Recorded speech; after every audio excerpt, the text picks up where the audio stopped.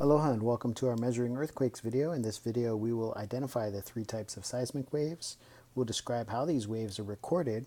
We'll describe the different ways that earthquakes are measured, and then we'll explain how to locate the epicenter of an earthquake. There are three types of seismic waves, and here we can see the first two of them. The first one is the P waves, and these are the fastest. And the P waves are going to travel in a back and forth motion along the surface. They can cause the ground to buckle, but the particles of the ground are going to move in the same direction the wave is moving. So it is a longitudinal wave. And you can see here that a wave is going to be traveling this way, and it's going to cause everything to kind of shimmy and shake back and forth as it goes through. And remember that the P waves, these are the fastest of the waves. Next up are the S waves, and the S waves are going to travel fast, but they're not as fast as the P waves.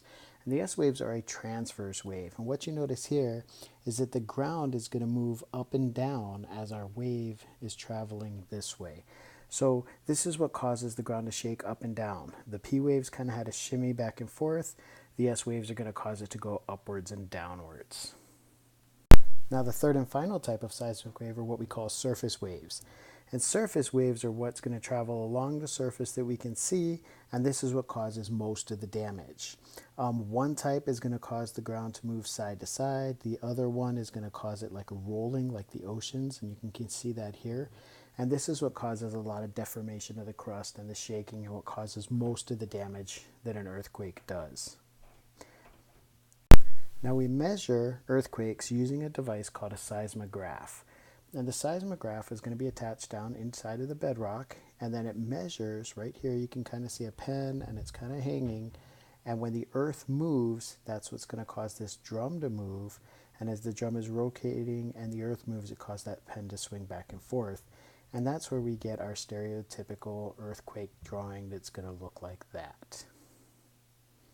Now a seismogram is going to be the actual picture, and we see one here, and notice we have the earlier time progressing this way to a later time there.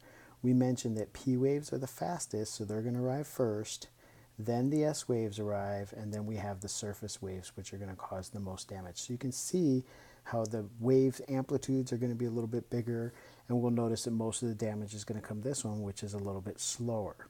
Now, normally the time between these isn't fast enough to give you a warning that we have one coming, but it does give you a slight advantage there that you know something's happening. We have three different ways of measuring earthquakes. We've all heard of the Richter scale. That's the most common one. That's what we still see on the news. And this quite simply measures the height of the largest seismic wave. So if you look at our little drawing here, they kind of determine how tall this is, and that's what we'll measure as the Richter scale. That's been replaced by the moment magnitude scale, and this one here looks at the amount of displacement along the fault, which can or cannot be easy to get. Sometimes we can't. And then a third type that we're using now is the Mercalli modified scale, and this one is done by like seeing the extent or the intensity of the earthquake. So the lessons will go through all these three and explain them a little bit better. I just wanted you to know that there's three different ways we measure earthquakes now. Okay, so let's discuss how we find the epicenter of an earthquake. In order to do this, we go back to what we've already learned, and we learned that the P waves travel faster and they arrive before the S waves do. By measuring the amount of time between these two, we can calculate a distance to the epicenter. And if we take three different stations, and we'll look here, we have station A, and we know that it was 9,658 kilometers away, so we can go out that distance and we draw this red line.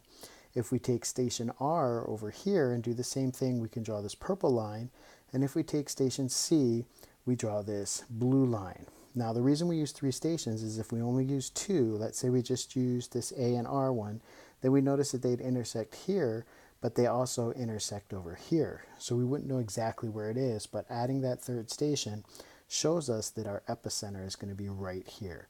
Now remember, the epicenter is that point on the surface above the fault. So we don't know exactly where the earthquake was, but we know it's below where that epicenter is. Okay, so that's it for our video. They'll explain all of this in a little more detail in the lessons. Good luck on your quiz, and we'll see you in the next video.